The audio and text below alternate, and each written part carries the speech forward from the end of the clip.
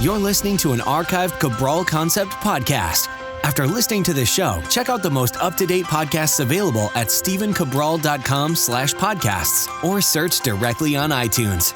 And now, welcome to the Cabral Concept, where board-certified naturopath and integrative health practitioner Dr. Stephen Cabral shares how he was diagnosed at the age of 17 with a life-altering illness and given no hope for recovery. It was only after studying and traveling all over the world did he discover how to combine ancient Ayurvedic healing practices with state-of-the-art naturopathic and functional medicine to fully rebalance the body and re-energize it with life. It's time to discover how to get well, lose weight, and finally feel alive again. And now, here's your host, Dr. Stephen Cabral. Thank you so much for joining me today on this Weight Loss and Wellness Wednesday, where I have a very special guest today. I can't wait to introduce you to him, and I know that you're going to love the wealth of information that he is. This is Thomas DeLauer joining us. He's a renowned nutrition and health author, most noted for his personal transformation from a 280-pound corporate executive to being on the covers of health and fitness magazines worldwide. He's noted as one of the world's leading experts on an anti-inflammatory lifestyle and reaches an average of 15 million people per week with his videos that educate on the topics of inflammation, mindset, and intermittent fasting. Thomas resides near Santa Barbara, California, with his wife, 3 dogs, 2 horses, and now their beautiful baby boy, Thomas Jr. Thomas, thank you so much for joining me today on the show. I'm so happy to have you. Oh, no, thank you for having me. This is going to be a blast. Yeah, without a doubt. And our community, I'm telling you right now, is we're going to open this up to really a lot of, I would say, in-depth knowledge on intermittent fasting. Intermittent fasting is clearly one of the most popular topics out there right now in nutrition. But in my opinion, it's really not even a nutrition-based discussion. It's a health-based discussion because how it can transform lives. Everything that we've spoken about before in this podcast about anti-cancer, autophagy, all of the things that happen within the body when new toxins stop coming in and you give your body a chance to rest. So we're going to be going in depth. The reason why, and I've told you this before in the Cabral Concept, I'm going to be bringing in at least once per month an expert. And I consider Thomas an expert on intermittent fasting. So what I would like to do is, even before we get into that, because you have one of the most amazing body transformations that I've ever seen. When I first saw your photo and your after photo, in my opinion, I didn't even believe it was you. It doesn't look like the same human. So if you could share with us a little bit about how that transformation happened, and also even like what it took mindset-wise to just say, all right, I'm 280 pounds. How am I going to lose 100 pounds or so? Like, how does that happen? And I'd love you to share that with my audience. Yeah, absolutely. So, wow, when I was 280 pounds, I didn't even realize it had happened. I was an athlete growing up, so it was really difficult for me to ever wrap my head around the fact that I was no longer really an athlete. So in my mind, I was always just a fit person. And it was really wild because I was having a lot of success in the corporate world. I had an ancillary lab services company that was very successful, but I have to say at a young age, I was very fixated on money. It was, and not in a terrible, greedy kind of way. I was just focused on career, and I was focused on that being a measure of success. And prior to that, a measure of success for me was my level of athleticism or my level of fitness. And the point is that the fact that I went from being an athlete to being extremely overweight and unhealthy really allowed me to recognize that, okay, I'm someone that clearly has this all or nothing personality. And I was someone that had gone that far direction of all or nothing into business and not worrying about my health at all. So as much as I'd like to say there was a solid call to action of waking up one day and looking at myself and saying something needs to change, it wasn't quite that abrupt. It was something that was a little bit more truly just literally waking up one day and realizing that this isn't what I wanted anymore. It wasn't like this crazy call to action where I was diagnosed with cancer. It wasn't anything like that. It was literally waking up and being like, whoa. Like, what am I doing? Like, that was it. And I wish I had something fancier to share with everybody. But the fact is, sometimes life just directs you a certain way. But I knew that I had that discipline. I knew that I had the ability to take these principles that I knew if I applied would work and really make a better life for myself. Sure. And I think that's great. And I hope that a lot of people listening right now, they're not waiting for the blood work, the disease, the diagnosis, or whatever to come through to make that change. Because the truth is, a lot of us know no matter where we are right now in our life, things can be better. And that's just the truth. Meaning, like, wherever you are right now, you can still optimize your level or your life to that next level. And again, you don't have to be 100 pounds overweight or 50 pounds overweight or even at the right weight but still feel like you don't have the energy. You have a little bit of brain fog. You might have some joint pain or inflammation, or you just don't feel like you did 10 years ago. And the truth is that I work with 60 plus, 70-year-old wellness clients in my practice. And after they start to do those things which transform the body, it also transforms the mind. They feel like they're 10, 20 years ago as well. I would love to hear about maybe your first steps about transforming your body. And was this at the same time that you realized that you wanted to start to get into the health and fitness field? Because clearly you were successful in the corporate world. How did that transition to becoming a leading health and fitness expert? Yeah, it was a bit of a 180. So, the thing is that because of my background in the lab services organizations, like with what I did, I had a vast network of amazing physicians in my back pocket. I had, a network of like 1,200 physicians that I worked with, and they had taught me a lot of things. And these were concierge type doctors that weren't necessarily working based on an insurance reimbursable. They were working with patients in a concierge fashion in a fee for service method, which means that they were really looking after the patients and what was in their best interest, not necessarily what insurance would dictate. So the point is I had this amazing network of doctors that had taught me amazing things throughout my entirety in that world, even when I was overweight. And when I started to make the changes to my life, they recognized that and they started commenting saying, yeah, we were going to say something. You were getting a little bit unhealthy there. And they started giving me a lot of advice and they started helping me. And that's how I learned about the world of inflammation. I knew about it. I knew about it from C-reactive protein and different interleukins and everything like that from lab work, but truly giving me a solid understanding. So the first step for me from a physical standpoint was getting a grasp on my levels of inflammation and understanding what sugar had done to my body, what carbs had done to my body in an abundance. And getting a grasp of that was the first thing that I needed to, quite frankly, get some of the mental clarity and get the brain fog out of the way so that I could have a firmer grasp on what I wanted out of life. So it was like step one was a couple of months of just reducing inflammation. And then all of a sudden it was like just a bell went off and I'm just like, wait a minute. Okay, I'm not doing what I love doing as far as my career is concerned. I'm making a change in my body. I want to chronicle this and I want to help people along with it. Sure, that's great. And so what you're saying too is, when we look at inflammation in my practice, and I know you do the same thing, inflammation is not necessarily a disease itself. It's a symptom of something deeper going on. And you alluded to it, meaning like the higher levels of processed food or sugar or stress or whatever it was causing an inflammation. So are you saying essentially one of the main factors that you did for a couple months was that really to hone in on focus on your diet? Was that the biggest piece of it? Was it the nutrition? Yeah, it was becoming very data-driven with my nutrition in the sense of starting to understand what foods were causing an inflammatory response with me. There's a good old-fashioned diet that's been around for a while called the autoimmune paleo diet. I did variations of that to sort of understand what foods were causing issues with me. And I wasn't going at it to try to discover that maybe the healthy broccoli was causing me problems. No, I was trying to just understand, okay, what cruddy foods am I eating that were doing the most damage to my body? And I started finding that, of course, sugars were bad. A lot of the starches were causing me some serious problems. I started realizing that I just don't respond well to copious amounts of glucose in my bloodstream in general. It's just how I operate. So it allowed me to become a lot more in touch with how my own body chemistry worked. And that was the first step. And then from there, it was, toying different things, trying a ketogenic approach, intermittent fasting, toying with all kinds of different approaches. And I think that's great. And then also though, I know you're big on this, is tracking the data. Meaning you can't just do low carb or paleo, autoimmune or keto for a week. You have to track the data, see what's working, tweak, make adjustments, and then recalibrate, move forward from there. Because a lot of times people are on the right path. Meaning they're almost there, but it doesn't seem like it because all they need is a couple more tweaks. And so they just throw out the whole plan and be like, okay, it just doesn't work. When we know that there is a plan for everyone, we do have to use something called bioindividuality. But at the same time, everybody needs a place to start, meaning you need a foundation. We know that the carb lover's diet is not the diet for anyone to follow, meaning muffins and pastries and all those things. Sure, that's fun and it can be low calorie and whatever, and you might even lose weight. But the truth is that's not healthy. And in the long run, you're not going to be able to keep the weight off. So tell me now how we start. You're on this journey, you're learning a lot. And now I'm assuming like most people who get into this field, you need to teach others. Meaning this is a passion of yours and you're saying, this is what I found to work for me. How did you then transition into that? And why was your focus or why is a big part of your work on intermittent fasting? Because I would love to hear that. And one thing I do want to mention too is that Thomas is one of those people that you don't need to have that little initial after your name, enormous. And I'm sure that you probably have certifications and all those things. But there are people that I know, and I've said this many, many times, that are light years ahead of most doctors that I know, like not even in the same category.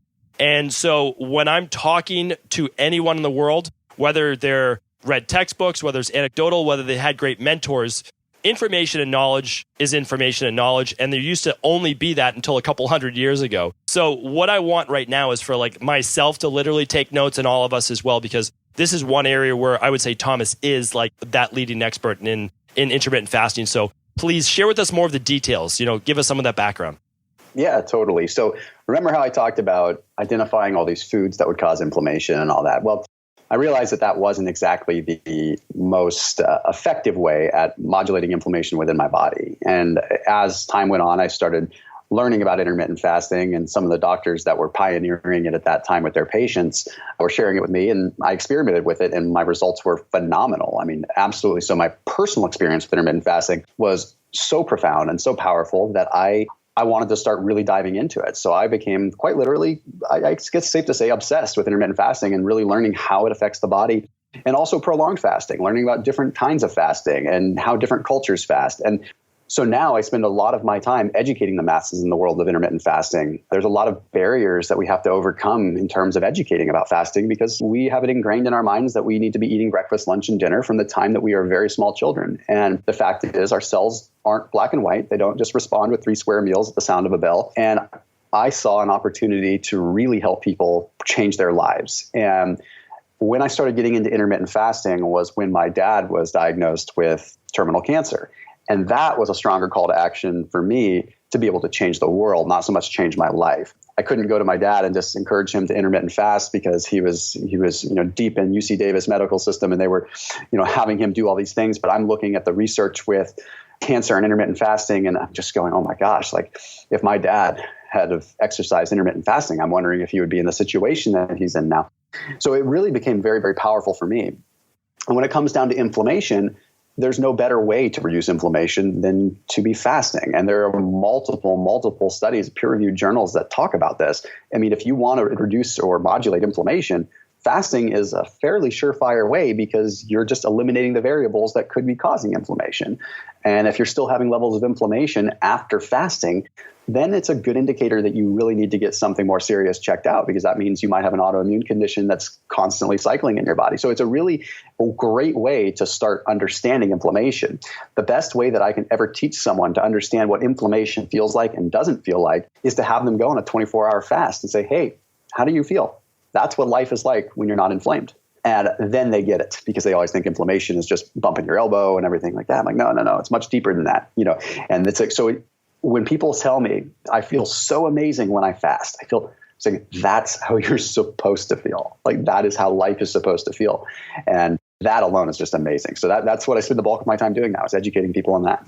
Oh, that's great. And for a lot of people, maybe you are a new listener to the show, but essentially what we're talking about when we're talking about intermittent fasting is a period of time where you're not putting any calories into the body. You can have water, maybe some herbal tea. Some people out there will do bone broth. I'm not necessarily an advocate of doing bone broth and calling it necessarily a pure fast, but there are different variations of this, and that might not be bad in terms of just easing your digestive system, meaning that not having to use a lot of energy for digestion, because as Thomas was just saying, massive amounts of decrease in inflammation. And the other reason why a lot of other people are feeling fantastic is that at least a third of all of our energy for the day is going towards digestion. And that doesn't even count the people who have weak hydrochloric acid, weak bile production, a lack of digestive enzymes or pancreatic enzymes, H. pylori, candida overgrowth, any of those things. So what we're talking about is just like what Thomas said, is that your body has to do less. And when it has to do less, it can then divert its energy away from digestion and towards the healing process of the body. That healing process could have to do with Alzheimer's and Parkinson's. It could have to do with cleaning up the pathogens and microbes and viruses and bacteria in your bloodstream. But all of that happens when you're not eating. So, a couple examples, and just one main example that most people can follow. Now, because again, we can give different recommendations on intermittent fasting to different people, but one recommendation that I believe 99% of every human should be doing is essentially nobody should eat 2 to 3 hours before they go to bed on a 90% of the time. And they should then go 12 hours fasting. So if you stop eating at 6 p.m. or 7 p.m., you're going to at least go until 6 to 7 o'clock in the morning the next day. That's 12 hours. And it's so much easier than you would think. Meaning like, okay, you finish dinner at 6:30, we'll say.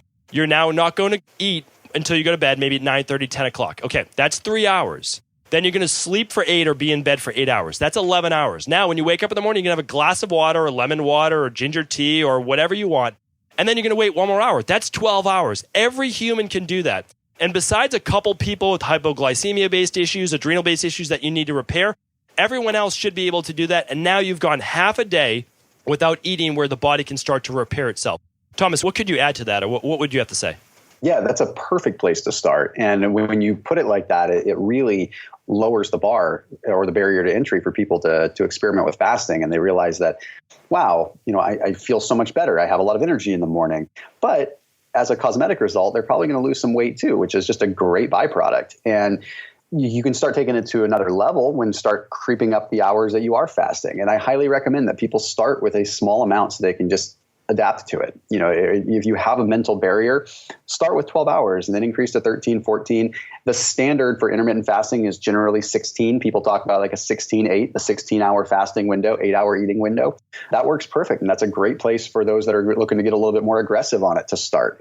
Personally, when I fast, I even like to go, my standard fast is 18 to 20, but I also am looking for more benefits and you get exponentially more benefits after, say, 15, 16 hours, each hour after that. So when you experiment with fasting, you're going to find that your appetite in the morning it's just not there as much. So you just don't have the desire to eat. It's pretty amazing what happens.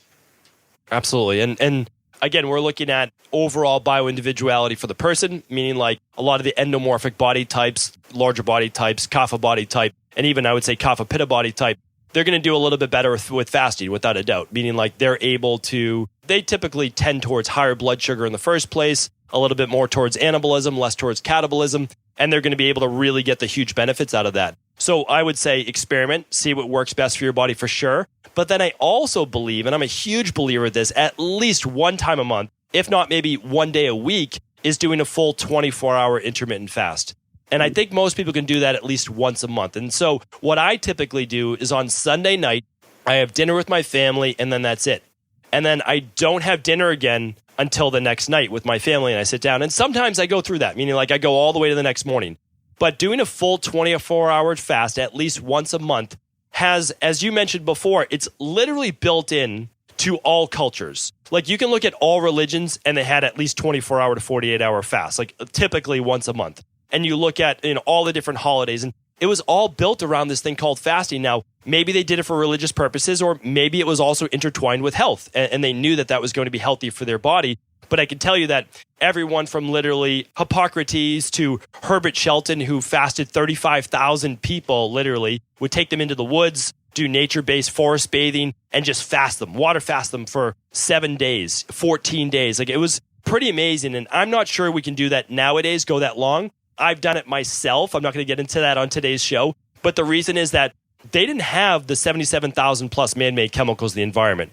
So when you are fasting, you are detoxifying quickly. And if your liver can't keep up, there's potential Herxheimer-based reactions, etc. Yep. Now, doing shorter fasts and even a 24-hour fast, which, Thomas, I would love to get your input on the 24-hour fast. Those are things that, again, most people can do. If your body's in a weakened state right now, then maybe not do the full one yet. Ease into it.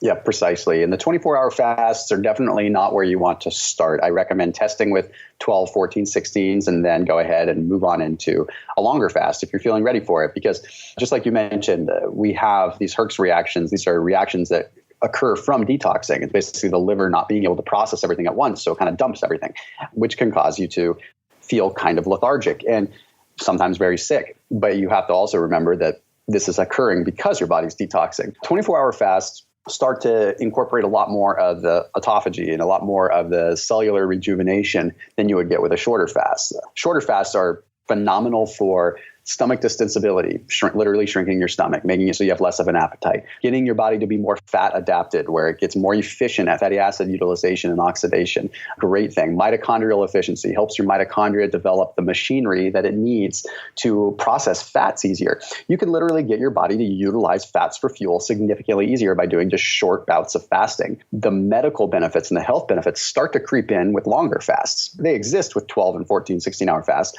but they really creep in when you start getting into those longer fasts, those 20, 22, 24, 36-hour fasts. That's where you start to have that cellular recycling that occurs, where the cells just tend to, the simplest way to explain it, you've probably talked about this in other podcasts before, but it's where the cells that are already weak just go ahead and they just cave in and die. So basically, it's natural selection of the cells in your body. So the weak cells go ahead and die, and it allows the good cells to go ahead and flourish.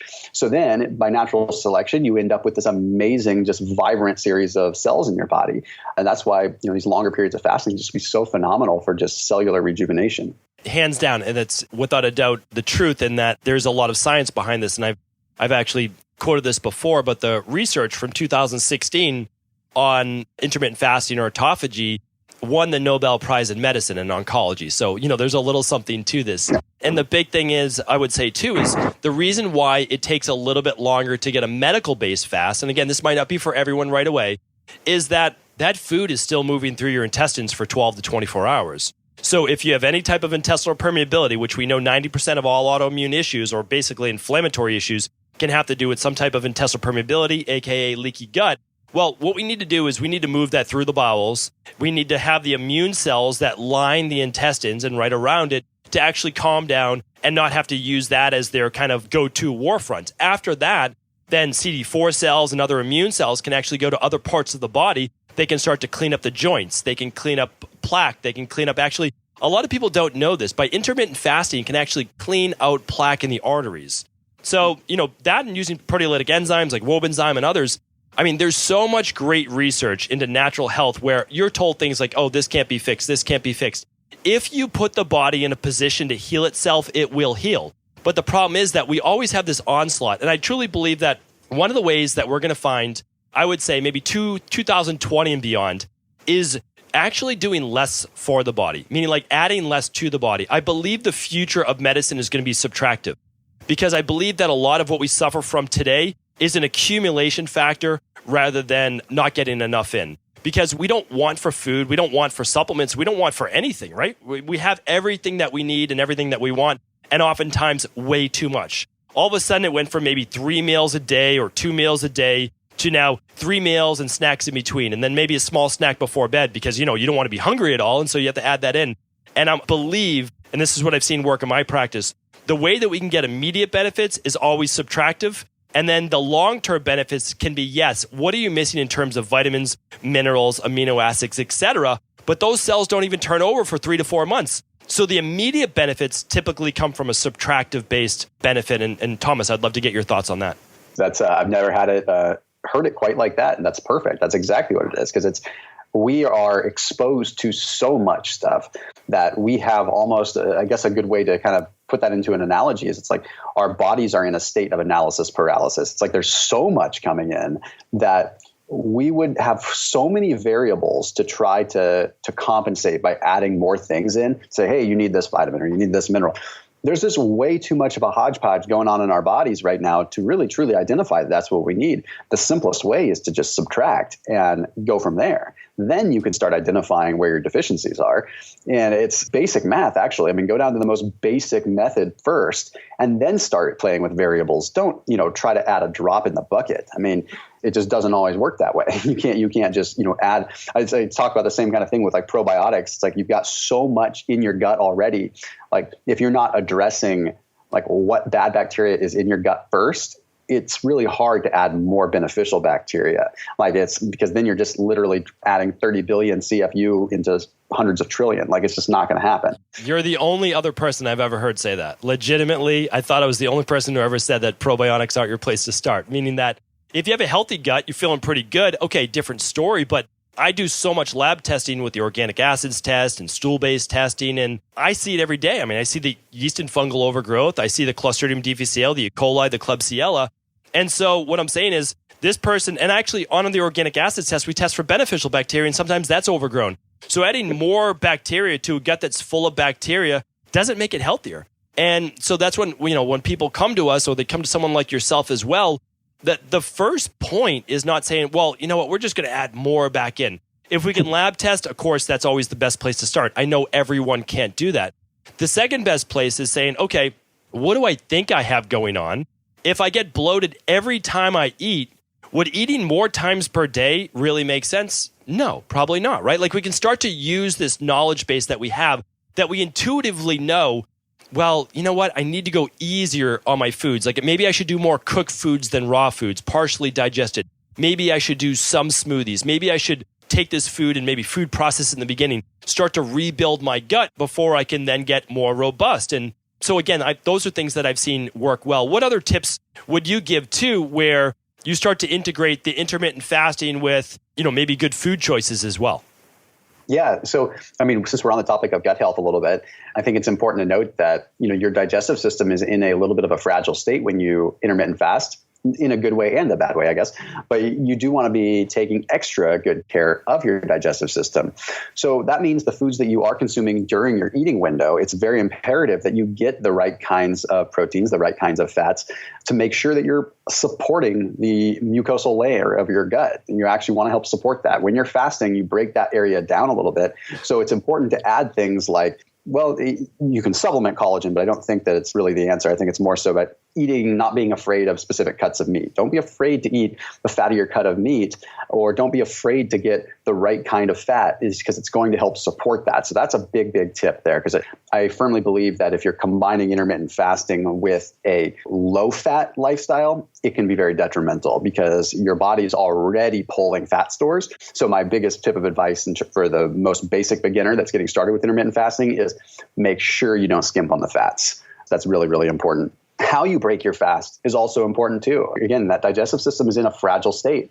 So to our point of talking about, you are in a situation after fasting where the weak gut bacteria leave. They evacuate the system. They do leave. It makes it a lot easier to control how your gut biome is. So I'm a big fan of making sure that during your eating window, you're also replacing the prebiotic fibers by eating the right kinds of fruits and vegetables. Generally going to be vegetables in this case. Very few fruits have the right prebiotic fibers, but asparagus, celery, artichoke, things like that have the prebiotic fibers that act as the fertilizer for the existing gut bacteria. So, for example, if you were to take subject A, who is not fasting and has an overgrowth of good and bad bacteria, and they were to eat a bunch of prebiotic fibers, they're going to put themselves in a situation where they're going to have a plethora of bacteria that are growing, good and bad, because they're fertilizing it. They're feeding it the fertilizer that causes it to grow.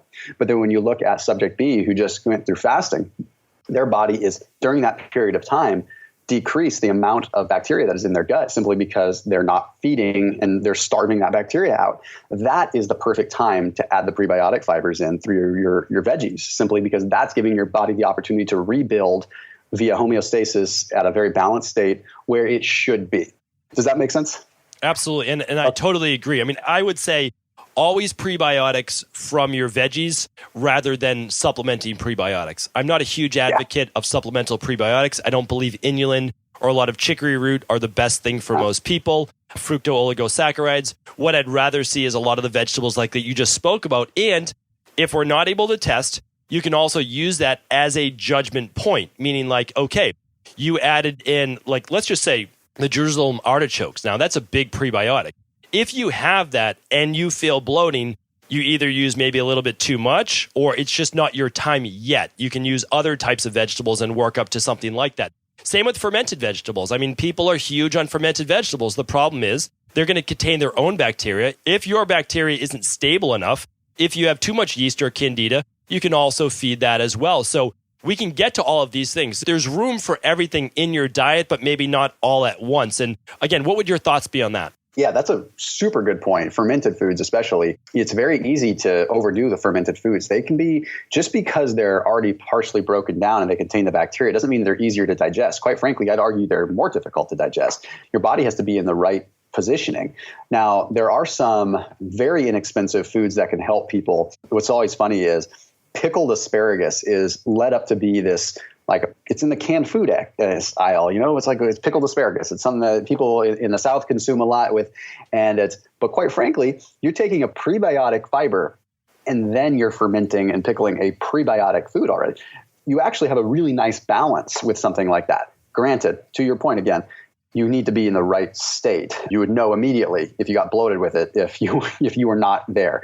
I find that after I fast that I become sensitive to certain foods, and sensitive not in a bad way, but I notice more bloating. And I notice that is how I can identify foods that bother me more. Because when you are just going through life and you're eating 3-4 square meals a day and then you're consuming these things, you don't always recognize the bloating. But when you're fasted, your system's so pure, you're going to get a response really fast. So, for example, I don't break down kale very well. I think it's mechanically hard for me to digest. I never noticed that kale was causing me a problem until I started fasting, because I would have some kale and all of a sudden I'm like distended. I'm like, wow, I never realized that my body was having a hard time with this stuff.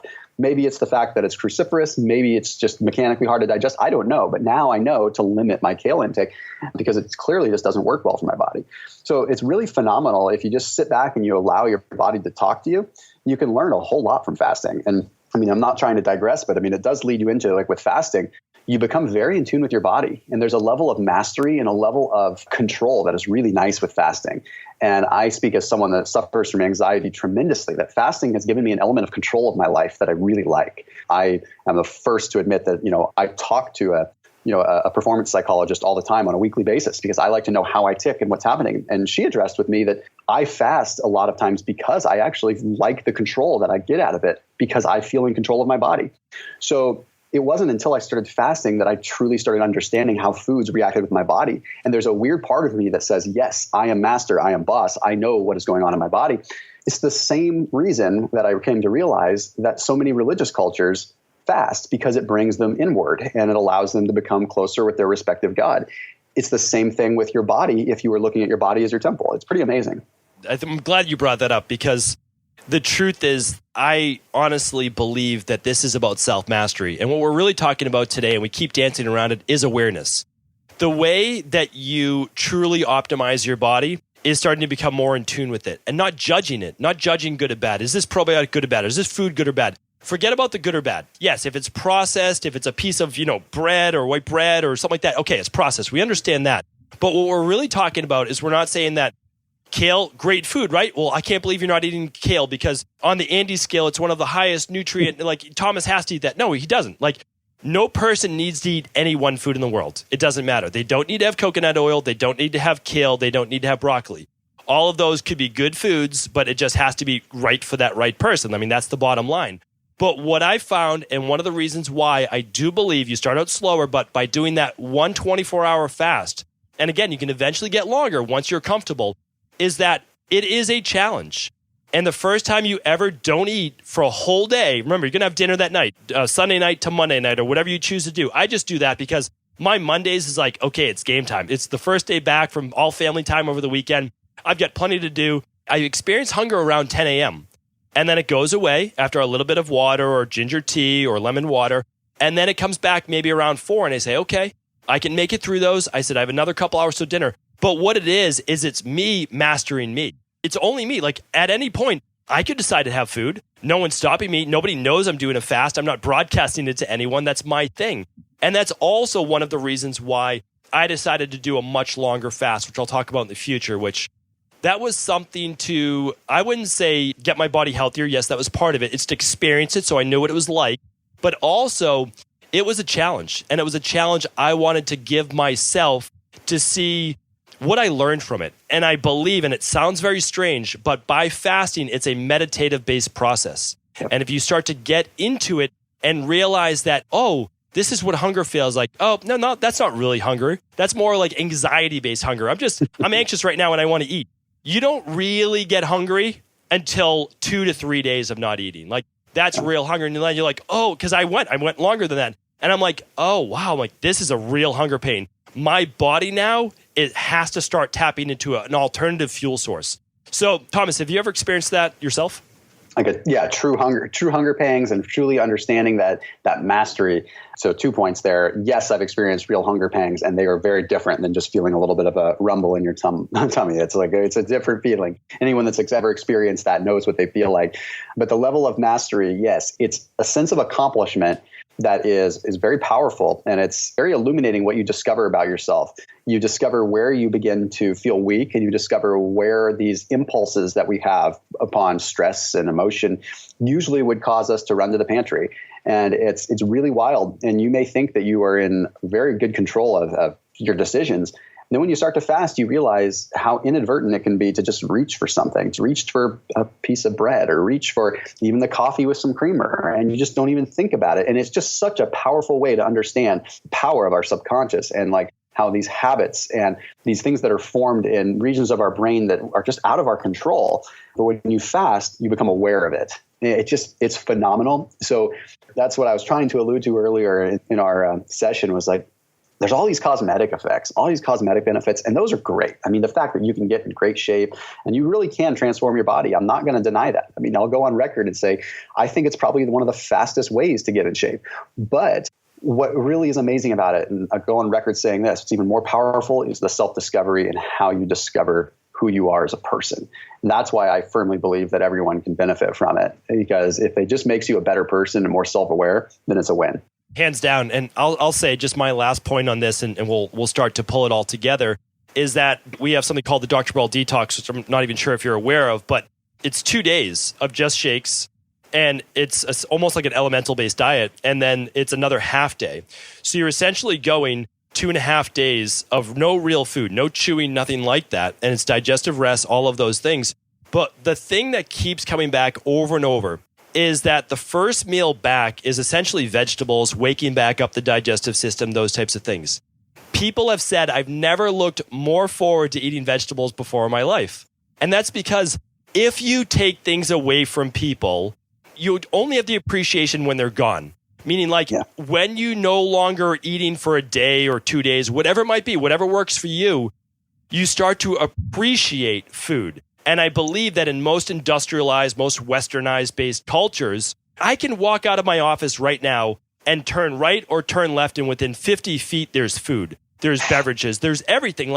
And I take it for granted. But when I'm not having those things, I can say, well, having those vegetables, they taste different. Like people have said the flavors taste different. And so that's also one of the things that I would love people to experience is just understanding like, a lot of these foods that you don't think that you like right now because of taste is because your taste buds have really been perverted. You've had too much sugar, too much processed food, or too much oxidized fat, like, sauteed, deep fried fat. That's the media, that's the marketing of mixing sugar and fat together to warp our taste buds. But if you eliminate that, and fasting does that, you're going to be able to taste foods again almost for the first time. Very good point. Didn't even think of it like that, but you're definitely right. Well, maybe leave us with one more parting tip, and then I would love, time flies, it's amazing, but I would love to know from myself and for others is, I know you from YouTube, of course, but I want you to provide us maybe with a little bit more information about how we can find out, maybe go about this a little bit more in depth as well. So if you could take us home, that would be great. Yeah. So the one tip I want to give everyone is a challenge. I want you, after you listen to this podcast, I want to give you the challenge of skipping breakfast tomorrow. Just give it a shot. Skip breakfast. Still have your coffee with no creamer. Okay, have your coffee, have your tea. Just no creamer, no sugar. Just skip breakfast, and feel free to comment back or let the doctor know like how it made you feel, because I can almost guarantee that you're going to feel better. So I want to challenge everyone.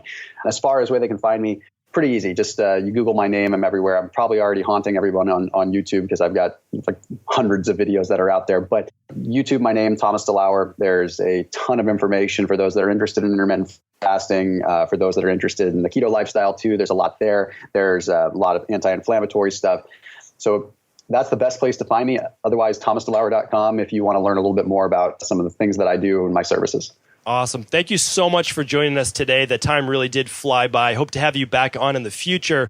And I know that my community is actually, I believe really going to get a lot out of this show. We went quite in depth, probably twice as long as we usually do. So thank you so much, and can't wait to connect with you again in the future.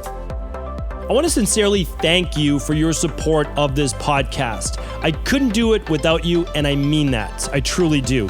I also want to make sure you knew that we now have multiple ways for you to find your answers to the most difficult health, wellness, weight loss, and anti-aging questions.